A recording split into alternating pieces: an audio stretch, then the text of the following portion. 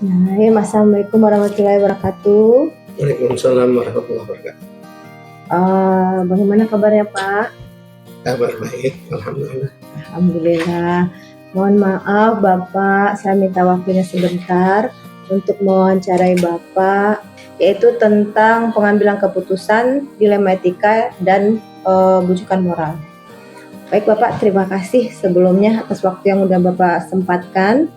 Baik, saya langsung aja pada pertanyaan pertama ya Pak ya.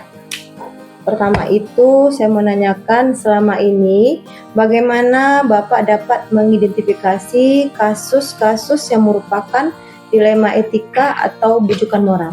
Dalam proses identifikasinya, kalau bujukan moral itu kan ada kaitan dengan norma atau peraturan yang menyangkut benar salah. Jadi tentu untuk kasus-kasus yang seperti itu, saya akan mengedepankan peraturan-peraturan atau perundang-undangan yang ada. Karena itu pedoman yang seyogianya harus saya pakai di dalam menjalankan tugas. Peraturan yang ada memang seperti itu, ya coba dijalankan dengan sebaik-baiknya. Itu saja. Kalau kaitan dengan dilema etika, itu biasanya kepentingan antar orang kalau biasanya itu, ya, yang tentu dilakukan secara persuasif antara pihak-pihak yang berkepentingan. Itu kalau antar orang. Kalau memang misalnya sebuah keputusan yang sifatnya kelembagaan, ya, saya juga harus mempertimbangkan kepentingan orang banyak dibanding kepentingan pribadi ataupun individu.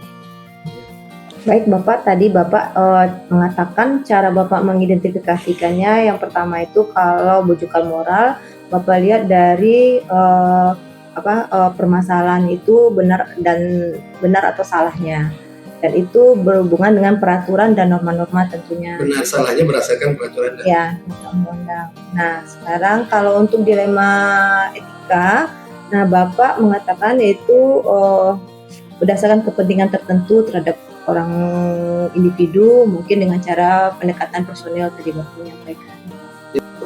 Baik Bapak, lanjut pada pertanyaan kedua. Selama ini bagaimana Bapak menjalankan pengambilan keputusan di sekolah Bapak, terutama untuk kasus-kasus dilema etika, di mana ada dua kepentingan yang sama-sama benar atau benar yang mengandung nilai kebajikan? Ya itu tadi, semaksimal mungkin ya kepentingan jangka panjang yang didahulukan. Hanya kadang-kadang kan kepentingan jangka panjang kurang komunikatif. Artinya, menurut kita ini baik untuk kedepannya, ya, dibanding dengan saat ini. Mungkin saat ini kelihatannya ini akan merugikan, gitu. Tapi kedepannya baik. Nah, kalau terjadi hal-hal seperti itu ya tentu dikomunikasikan dengan pihak-pihak terkait, gitu, ya. Kepentingan pragmatis kalau memang itu tidak akan memungkinkan jadi masalah ke depannya, saya mengedepankan kepentingan pragmatis. Baik, tadi Bapak menjelaskan yaitu bagaimana Bapak mengambil kepentingan tersebut yang termasuk dilema etika itu, yaitu dengan lebih mengutamakan kepentingan jangka panjang ya Pak ya. Jangka panjang yang lebih baik terus dikomunikasikan dengan pihak-pihak terkait. Yang lebih pentingnya lagi adalah kepentingan pragmatik yang tadi Bapak sampaikan. Baik Pak, yang ketiga Pak, langkah-langkah atau prosedur seperti apa yang bisa Bapak lakukan selama ini? Yang biasa Pak. Untuk keputusan ya tetap akar permasalahan yang harus kita ketahui, ya. Akar permasalahan, lalu dikaitkan dengan memang norma-norma yang ada, baik norma hukum maupun norma etika. Ya. Tuh. Kemudian juga mengajak rekan-rekan dalam hal ini staf-staf baik guru maupun yang punya tugas tambahan wali kelas, para PKS, kemudian staf-staf tata usaha, ya, itu diajak berbicara. Itu forum yang memang rutin biasanya kita lakukan. Entah itu yang disebutnya briefing, rapat sebentar maupun rapat, ya, seperti itu.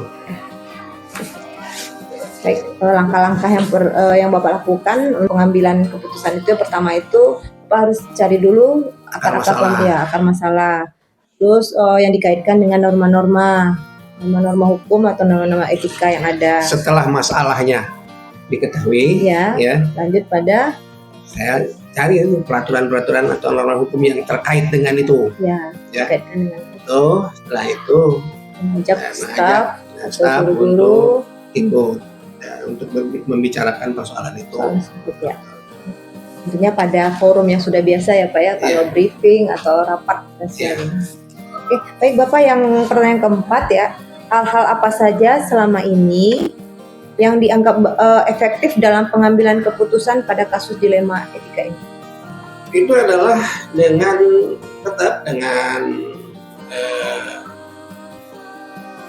mengadakan pendekatan persuasif dengan pihak-pihak yang terkait. Ya. Jadi tidak melulu mengedepankan prosedural formal yang kaku, tapi diadakanlah pendekatan persuasif tadi dengan berbentuk apa tadi, ya seringnya berkomunikasi verbal, tidak berkomunikasi secara dengan surat menyurat dan lain-lain yang sifatnya kaku. Itu saja sih sebenarnya. Jadi terkait dengan seperti pertanyaan yang sebelumnya tadi.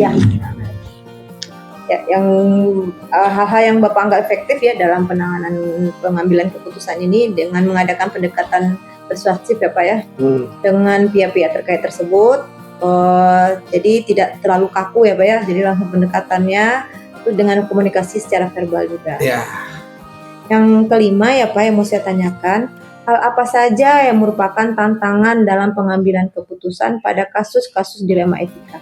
Bagi saya yang cukup berat itu apabila ada sebuah keputusan yang terpaksa saya lakukan ini tidak memuaskan bagi banyak orang.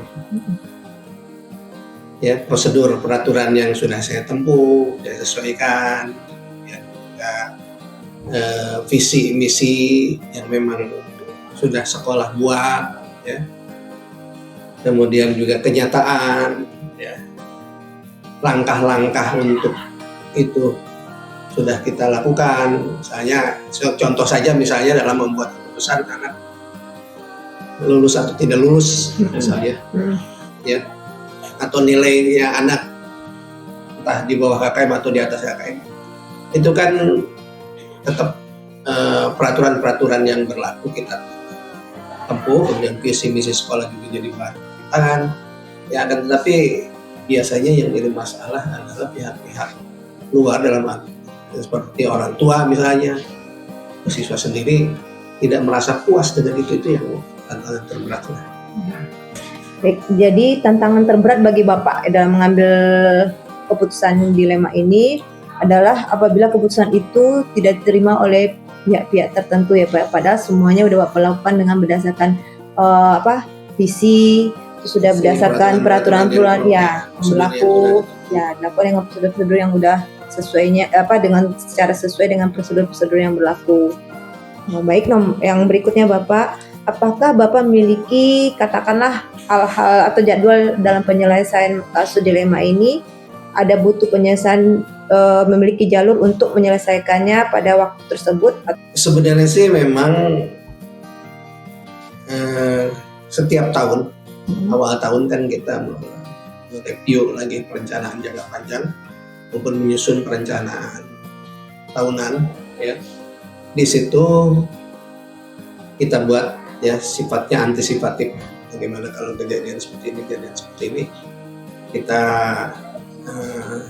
siapkan langkah-langkah itu, ya, dengan misalnya dengan datang rapat secara berkala, mulai awal, kemudian semester, ya, tiap 3 bulan, kemudian akhir semester, di awal tahun pembelajaran maupun tahun anggaran, itu kita lakukan, ya.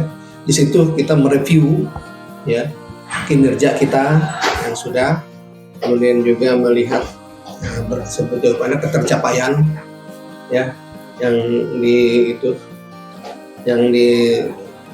tercapaian yang sudah dicapai, ya.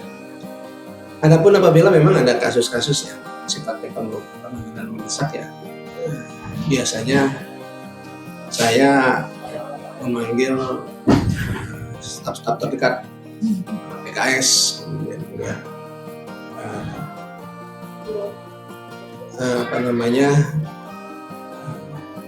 pembina kesiswaan dan lain sebagainya. Itu kita informasikan, kita ajak bicara, ya, sehingga keputusan yang memang perlu diambil secara mendadak itu ya bisa kita ambil dengan sebaik-baiknya. Baik, tadi jalur yang Bapak ambil untuk menentukan keputusan ini adalah setiap tahunnya kita sudah melakukan briefing, ya Pak ya, jangka panjang, terus antisipasi yang telah kita lakukan juga udah dalam keadaan itu biasa kita lakukan pada saat rapat, ya Pak ya, ada triwulan, ada rapat tahun anggaran juga. Terus Bapak juga melibatkan beberapa untuk beberapa kasus Bapak juga melibatkan staf-staf terdekat, ya tentunya PKS, ya Pak ya. Itu. Baik, yang nomor 7 Pak, adakah seseorang atau faktor-faktor yang selama ini mempermudah atau membantu Bapak dalam mengambil keputusan dalam kasus dilema etika? Kalau seseorang dalam artian individu, saya kira enggak, ya, tapi memang kolega, ya, itu saling membantu. Nah, itu memang guru-guru, staf-staf di sekolah, ya, maupun juga pihak-pihak dinas pendidikan, itu cukup membantu. Jadi tidak berbicaranya tidak individu siapa gitu, seseorang. Jadi yang faktor-faktor yang selama ini mempermudah Bapak dalam mengambil keputusan tadi Bapak sampaikan, ya, mungkin secara individu nggak ada, tapi yang adanya secara kolega, ya Pak ya, secara kolega, itu yang mana nanti saling membantu antara ya guru-guru, staf yang nanti tentunya ada lagi pihak dari dinas, ya Pak ya, akan dilibatkan. Baik, yang terakhir Bapak, dari semua hal yang Bapak sudah sampaikan, bagaimana pimpinan di sekolah ini, pembelajaran apa yang dapat Bapak petik dari pengalaman Bapak dalam mengambil keputusan dilema etika ini? Ya, ya, kepentingan umum harus senantiasa saya dahulukan dibanding kepentingan pribadi, ya. Cuma itu saja. Itu kedua, adanya komunikasi,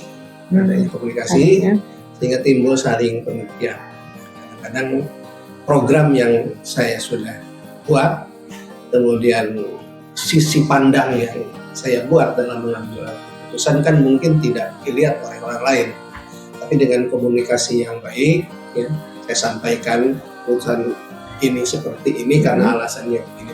Ya. Alhamdulillah selama ini memang cara seperti itu bisa menghasilkan sebuah keputusan dan kinerja yang baik di sekolah. Yang Bapak sampaikan tadi adalah pembelajaran yang udah Bapak ambil. Yang pertama itu kepentingan umum harus lebih didahulukan dari kepentingan individu, ya Pak ya. Terus yang kedua adanya komunikasi sehingga timbul saling pengertian dan kerjasama yang baik sehingga menghasilkan sebuah sebuah keputusan yang lebih baik juga untuk bersamaan. Baik Bapak, terima kasih atas waktunya. Terima kasih atas jawaban Bapak dengan pertanyaan yang saya berikan ini tentang dilema pengambilan keputusan dilema etika ini. Terima kasih Bapak sekali lagi. Saya sudahi dengan Assalamualaikum warahmatullahi wabarakatuh. Waalaikumsalam warahmatullahi wabarakatuh. Terima kasih ya Pak.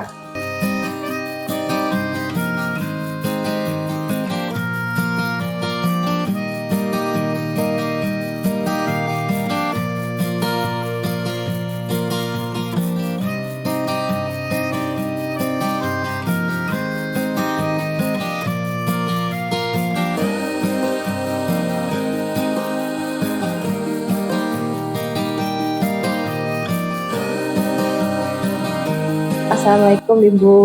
Waalaikumsalam warahmatullahi wabarakatuh. Mohon maaf Ibu, saya mengganggu waktunya. Bagaimana kabar Ibu? Alhamdulillah, Reni.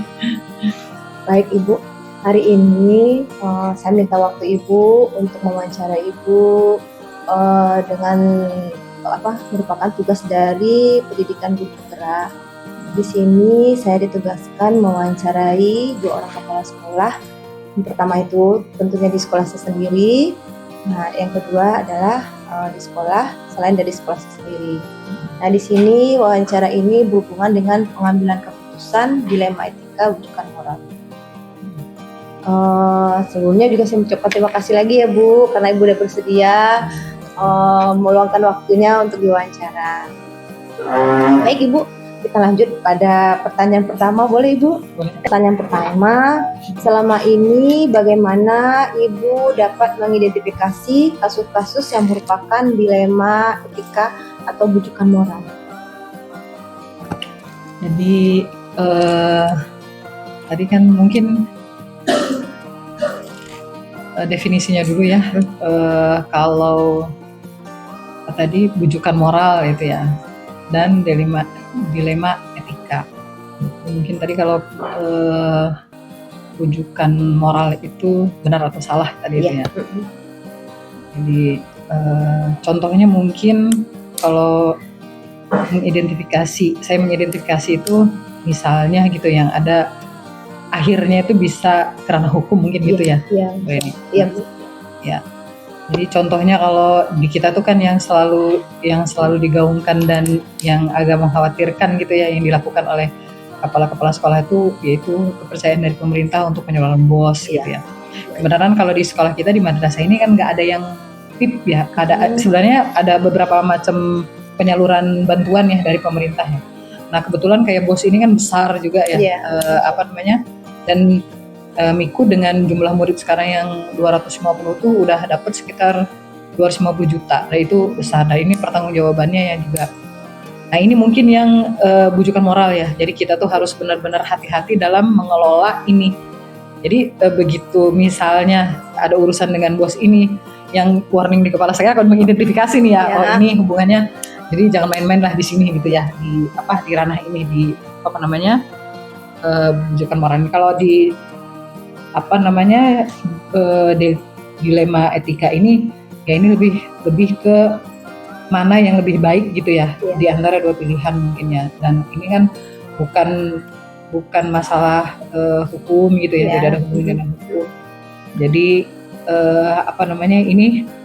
ini yang sebenarnya seru kalau jadi kepala madrasah gitu ya. Bagaimana kita bisa memilih yang baik, yang terbaik di antara yang baik-baik.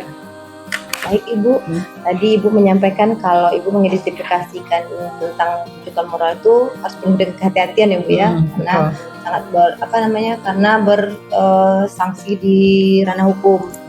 Tapi kalau untuk kalau untuk dilema etika, gimana mengambil keputusannya yang terbaik di antara yang lebih baik ya Bu ya. Baik Ibu, kita lanjut pada pertanyaan kedua. Selama ini bagaimana bentuk bagaimana Ibu menjalankan pengambilan keputusan di sekolah Ibu, terutama untuk kasus dilema etika, di mana ada dua kepentingan yang sama, benar atau sama yang mengandung nilai kebajikan. Gimana Ibu menjalankan yang mengambil keputusan tersebut? Sebenarnya ini contohnya banyak gitu ya. Biasanya berhubungan dengan anak-anak ya. Berhubungan dengan keputusan kita, yang namanya anak-anak ya Bu Reni ya. Unik semua gitu ya. Nggak ada yang sama, kasusnya juga nggak pernah ada yang sama ya biasanya.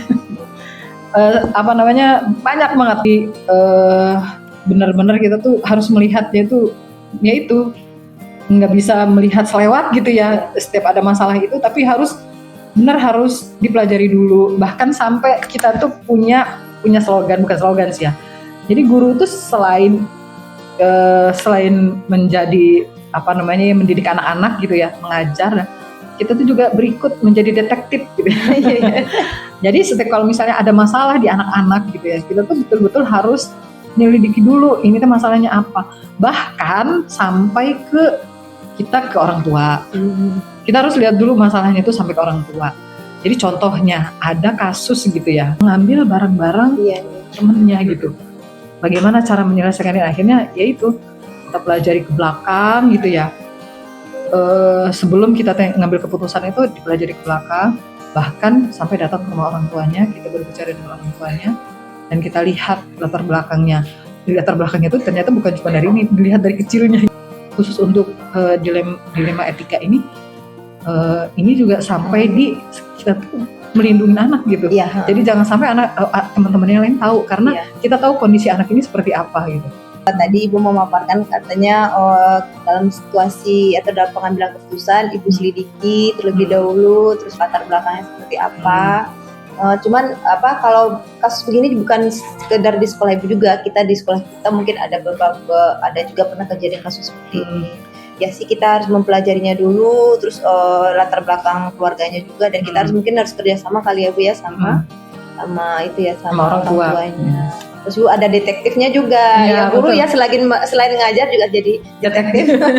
Ya benar. Baik Ibu, lanjut kita ke pertanyaan ketiga Ibu. Langkah-langkah atau prosedur seperti apa yang bisa Ibu lakukan selama ini? Biasanya, kalau misalnya ini kan karena misalnya saya kepala madrasah gitu, itu lihat dulu di kelas mana kejadian itu gitu ya. Misalnya di kelas itu, pastilah yang pertama kali dilakukan itu satu dengan guru yang mengajar di kelas itu atau dengan wali kelasnya ya. Nah dengan wali kelasnya, setelah itu kita pastilah mencari dulu saksi-saksi. Itu tuh biasanya diwawancara, itu duduk ke sini. Jadi diceritain dulu. Nah biasanya kalau misalnya ada anak yang bermasalah, anaknya sendiri dipanggil. Biasanya kalau dipanggil di ruang terpisah gitu ya, misalnya di ruang sini, ceritain itu jadi lebih tidak emosional gitu kan Bu, nggak seperti ketika nanti kalau udah diceritain, terus nanti kita lihat dengan saksi-saksi, ada kontradiktif enggak gitu ya, kelihatan kan anak yang bohong, ada yang bohong, ada yang enggak. Nah kalau misalnya masih ada perasaan-perasaan seperti itu, biasanya kita cari lagi gitu. Kalau misalnya masalahnya sampai berat gitu ya itu ke orang tua. Itu bisa lama itu proses untuk misalnya kita memutuskan apa yang harus kita lakukan. Itu kita mengumpul biasanya guru-guru, kita bicarakan, terus itu kita tanya segala macam, baru nanti itu keputusan yang terbaiknya seperti apa gitu ya. Baik Ibu, kita lanjut pada pertanyaan keempat ya. Hal-hal apa saja yang selama ini Ibu anggap efektif dalam pengambilan keputusan pada kasus-kasus dilema etika ini? Yaitu kalau misalnya sebelum mengambil keputusan ada masalah gitu ya, yang berhubungan dengan dilema etika, itu biasanya itu ditanyain dulu, ada saksi-saksinya pas kejadian gitu ya. Terus ngobrol dulu dengan wali kelasnya yang pasti udah tahu lah. Dan biasanya bukan cuma wali kelas sih, guru-guru yang lain juga kan, karena anak ini nggak ujuk-ujuk di kelas itu gitu ya. Dari guru-guru sebelumnya juga biasanya masukan dari guru-guru itu, alhamdulillah tuh itu yang bisa. Dan kalau misalnya masalahnya ini menyangkut yang lebih luas gitu ya, biasanya ya sama orang tuanya juga kita bahkan saya sama Bu Rena pernah ke rumahnya wali murid, sampai kita tahu ternyata masalah-masalah yang misalnya ya masalah yang ditimbulkan oleh anak di sekolah itu bisa jadi karena banyak hal dari rumah gitu ya. Jadi dilihat dulu lah semuanya permasalahannya ya, latar belakangnya itu. Jadi hal-hal efektif yang menurut Ibu yang pertama itu tadi Ibu tanya saya saksi ya Bu ya, pakai saksi, terus nanti ngobrol dengan wali kelasnya tentunya, dari beberapa guru juga, masukan dari beberapa guru, tambah lagi Ibu juga melakukan kunjungan ke rumah ya Bu ya, melihat kondisi siswa tersebut.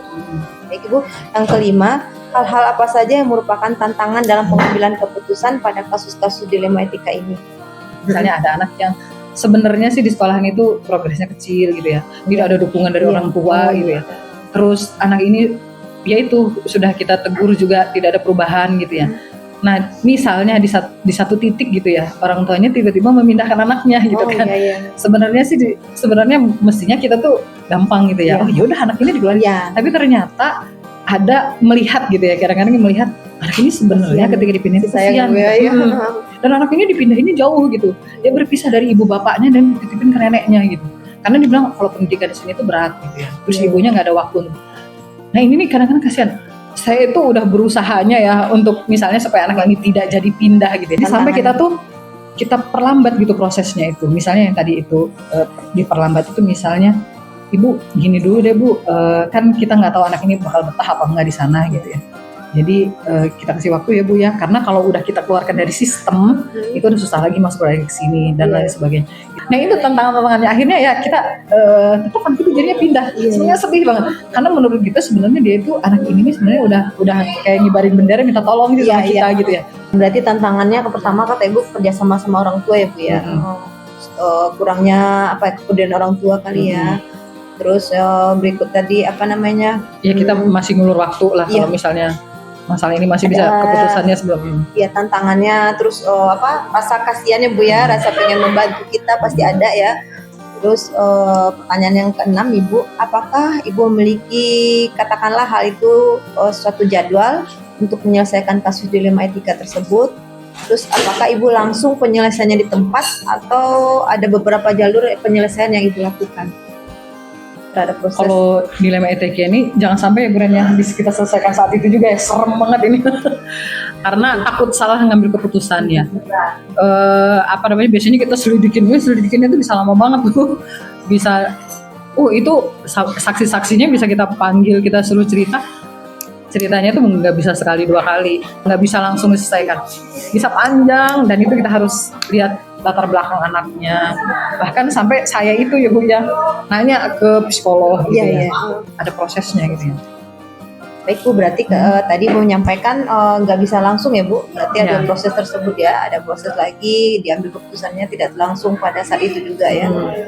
Terus pertanyaan berikutnya Bu, adakah seorang atau faktor-faktor apa yang selama ini mempermudah atau membantu Ibu dalam pengambilan keputusan dalam kasus-kasus dilema etika ini? Itu partnernya pasti wali kelas, guru-guru gitu ya. Terus sebenarnya yang paling utama tuh kalau misalnya bermasalah anak itu sendiri. Anak itu biasanya kalau dipanggil ke sini dan kita tanya dia dengan baik-baik gitu ya, biasanya dia jujur tuh. Mungkin seperti seseorang itu yang bisa mempermudah Ibu tentunya anak itu sendiri ya Bu. Anak itu sendiri, terus nanti wali kelas dengan anak itu sendiri, dengan dipanggil, dengan diajak bicara dengan tenang, mungkin dia lebih terbuka ya Bu ya. Baik Bu, yang terakhir nih Bu, dari semua hal yang sudah Ibu sampaikan sebagai pemimpin di sekolah ini, pembelajaran apa yang dapat Ibu petik dari pengalaman Ibu mengambil keputusan dilema itu? Yaitu perlu kebijaksanaan ya, kebijaksanaan. Jadi ya nggak bisa langsung diambil keputusan, dan benar-benar kita tuh terkadang itu biasanya kalau permasalahan dengan dilema etika ini, apa yang kita sangkakan di awal tuh sebenarnya jadi bisa meleset gitu ya. Karena banyak sekali faktornya, dan ini yang harus kita jalani, kita pelajari, kita tanyain dan sebagainya. Baik Ibu, Ibu menyampaikan berarti banyak pembelajaran di sini ya Bu yang didapatkan. Setiap keputusan tidak bisa langsung diputuskan, butuh banyak proses yang kita hadapi. Terima kasih saya ucapkan kepada Ibu. Saya sudah dengan Assalamualaikum warahmatullahi wabarakatuh. Waalaikumsalam warahmatullahi wabarakatuh.